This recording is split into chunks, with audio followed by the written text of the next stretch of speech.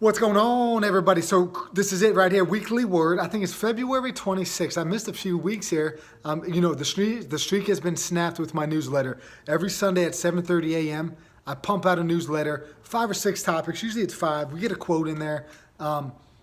Just kind of some happenings, what's going on either here at the gym, with my own personal life, some things I'm trying, books I'm reading, all that good stuff. I totally forgot about it. Monday or Tuesday of last week, I'm starting that newsletter today. By the time Friday, Saturday, Sunday rolled around, I totally forgot about it. I hosted a seminar, which I'm going to get into a little bit later here. Hosted a seminar, and I was kind of stressed myself. I had the flu the week prior. I got behind on my planning for the seminar. I got behind on cleaning the gym. I got behind on contacting people. And I think at the end of the day here, I just totally forgot about this newsletter. So I'm making it a point from here on out, never miss another Sunday. I'm pumping that thing out every week, boys and girls. So be on the lookout for it. If you're not getting it, go to chrisflookpodcast.com or brickhousestrength.com. Leave your email in there. You'll be added to the list, and I'll be hitting you up with the weekly word every Sunday at 7:30. So, like I said, I hosted a seminar here. It was basically for coaches and parents. We had some great dialogue. We brought up a bunch of topics in the presentation, and then we also got some great feedback and some great questions from people. 3 of the areas that people wanted to talk about, participation trophies and helicopter parenting, and then also with that is kind of setting boundaries when you have these parents. When it comes to the participation trophy stuff, my last podcast I had with Wes Morris, we talked about it, and I asked him the question. It was, would you want your child or your stepchild or whoever to kind of go through the same experiences that you had? Oftentimes as parents, we want a better life for our children. So, they don't experience the same hardships that we might experience. If we're better off financially as adults, we take care of our kids more than, maybe we had it growing up. They don't experience that kind of hardship. They don't experience, not being able to do stuff because we as parents, we're trying to give them every opportunity we can to let them explore and do the things they want to do. We don't make them walk to school. We don't make them do chores like probably kids in the past used to. We don't make them work for their money, all of these things here. We don't allow them to have hardships. And in the long run, that's hurting our youth, and that's hurting our pretty much our whole environment and our whole country here if it gets extrapolated out. Like I said previously, you look at the country Kenya, they have these great marathon runners, the greatest runners in the world, all from the small little region. And, if you become an Olympic champion, marathoner, all of that stuff that you experienced growing up, all of that hardship you experienced, made you who you are, made you that runner that you are today. You had to run everywhere. You had to run to get recognized. You had to run to get to a university. You had to train like a madman just to beat everybody else in your neighborhood or in your community because they were all running like the wind. Now, your child, if you're an Olympic champ, your child doesn't have that same hardship. He could get a ride to school because his father or his mother was successful. He doesn't have to run everywhere. He doesn't have to experience the same stuff that the parent did. We need to somehow figure out ways to replicate hardship in a controlled way into our parents' life. The same way we introduce risk to our young children when they're exploring, we introduce risk to them. We let them try to climb the stairs, but we're there to spot them. That's what I'm doing right now with my young daughter. We let them try to walk on a balance beam. But then at some point in time, we stop encouraging our kids to explore risky things in controlled situations. We stop that, and I don't know why. And I think as we kind of develop our kids and develop the kids that we work with, we need to replicate some of those risky behaviors and some of those hardships. Like, we need to do that as parents. We might have the money to support them. I might have the money one day to pay for my daughter's college, but then she's going to leave college in financially great shape. And, life is going to be a little bit easy for her. And yeah, that might be good on one side of the spectrum. But then on the other side of that is she's not going to learn how to manage her money. She's not going to learn how to budget. She's not going to learn about the value of a dollar because, she might be living life without debt. Anyway, things to think about. That was one thing that was brought up. Second thing, we have the overbearing parents, the helicopter parents, you might say. I'm going to kind of lump these 2 things together. One of the coaches that was here, she's had over 20 years experience coaching field hockey. Her daughter went through the whole recruiting process, And one thing she said to me when she was talking to a college coach, she was at a pretty good school that they sent some girls to some major Division I programs, and those coaches were like, we don't even recruit girls in the area of our university because we don't want to deal with those parents. Right here, Lehigh University is right down the road. That's like the Lehigh wrestling coach saying, I'm not going to recruit Lehigh Valley kids because I don't want their parents hanging around. It's like the football coach saying, I don't want that dad hanging out at the practice field, lurking over everybody's shoulder. We're just not even going to even make that a possibility.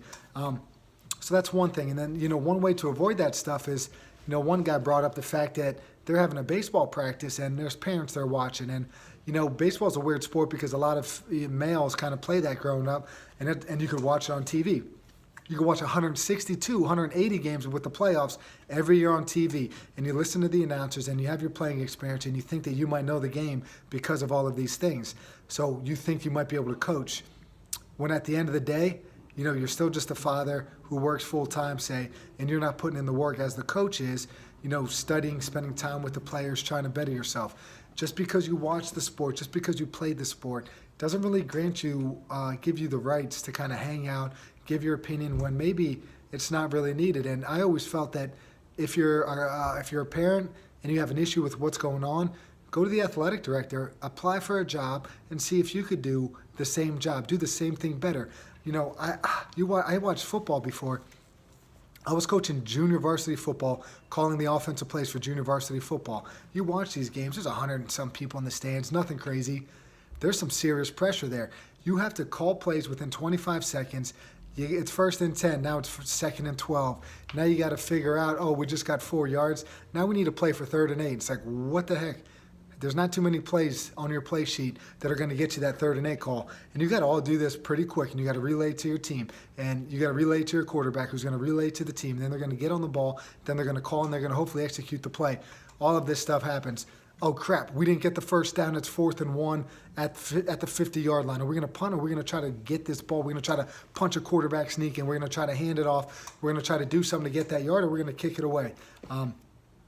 Things of that nature. We're at our own 2-yard line. What are you going to do in that situation? Your playbook is about this big when you're on your own 2-yard line.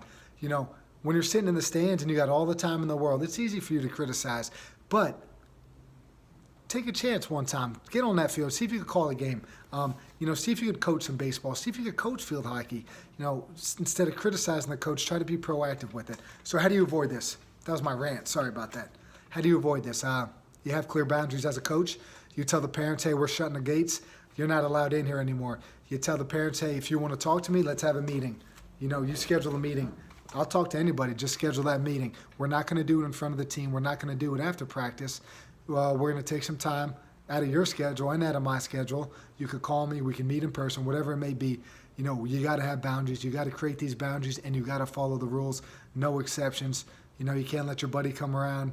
Your buddy whose son's on the team, you can't let him give his 2 cents because other parents are going to see that and be like, hey, why is he talking and why can't I talk? So communicate with your parents. And, one thing that came up with why are parents different, say now? I think there's 2 things here, and I got this, I've been listening to a guy talk about this a little bit, Jordan Peterson, and, his theory is this, that we're having kids older, so we're more responsible. Think about being 22 years old and then think about being 32-year-olds. 32. You're a different person at 32. You're going to be more responsible. You might not let your kid explore as much as, say, a 22-year-old who is just struggling and might just need a break sometimes and might let their kid go run around like a maniac. That's one thing there. We're a little bit older and we're a little bit more. We're having kids older, girls, females, going to college at a higher rate now than they did in the 70s, 80s. So that they're pushing off having children a little bit. Second thing is we're not having as many kids as we used to. Jordan Peterson is like, back in the day, you might have 12 pregnancies and, 6 of those might actually be successful. But then you still have 6 kids to deal with. You're not, that first kid you're going to be all over and watching a lot. Second kid, not so much. You talk to any parent that has multiple kids and they'll tell you this stuff. But if you only have one child, say, it's like that, I think it's Andrew Carnegie quote, if you put all your eggs in one basket, you better protect that basket, with all of your might. Something along those lines. And it's like that with kids. It's like, hey, you only have one kid. You want to kind of protect that kid as much as possible. And in doing that, we're actually hindering their progress and hindering their ability to kind of do things on their own and fail, really, because we're overseeing them in every step of the way. And I think, too, part of this problem is that both parents are working a lot more now. So they're not seeing their children as much as, say, a parents in the 80s and 90s would, where one parent might be home, throughout the whole day. So with that being said, they're spending more time, overseeing everything just so they can spend some time with them. They'll go to their practice, they'll watch everything, and they don't just kind of let them go and do their thing. All good things that got brought up here, and a lot of it is just kind of being better as parents and being as coaches. Like I was saying here, participation trophies, we want to replicate some hardship in our children's life. We want to expose them to hard things. It's like exposure therapy that psychologists do. If you're scared of a spider, you bring a spider into the room and you put it in the furthest corner for 1 second and you take it out of the room. You ask that person, hey, you okay? Next time we're going to do 10 seconds. Next time we'll do a minute. Next time we're going to move it closer. Next time we're going to take it out of the container, things like that. Exposing that person to things. That is, it's like one of the oldest, it's like one of the most tested things, tried and true ways. And we're not doing that to our children. We're not exposing them to hardship. The second thing, the overbearing parents showing up at practice, lurking over your shoulder. Create some boundaries, close off practice, communicate with everybody. Hey, if you want to talk to me, let's do it in private. Let's do it via phone. Let's do it in the course of a meeting. You're not going to come to practice and talk to me. You're not going to talk to me after a game. You're not going to talk to me on the sidelines. You're not going to talk to me before or after practice. Let's set a time away from the team, away from all distractions, where it's just me and you, and we can talk it out. The third thing, why are parents helicoptering? We're not having as many kids as we used to. We're having kids older. We're a little bit more responsible, and we're not just letting them be. We're not letting kids be reckless. It's kind of like what I was saying with the exposure therapy stuff. We're overseeing every little aspect of stuff, and we're not letting them explore. We're putting, that child is our egg, that we put that one egg that we have in our basket, and we're going to guard that basket with our lives. That's kind of where that's coming from. And the last thing I want to talk about here in this episode here, the weekly word.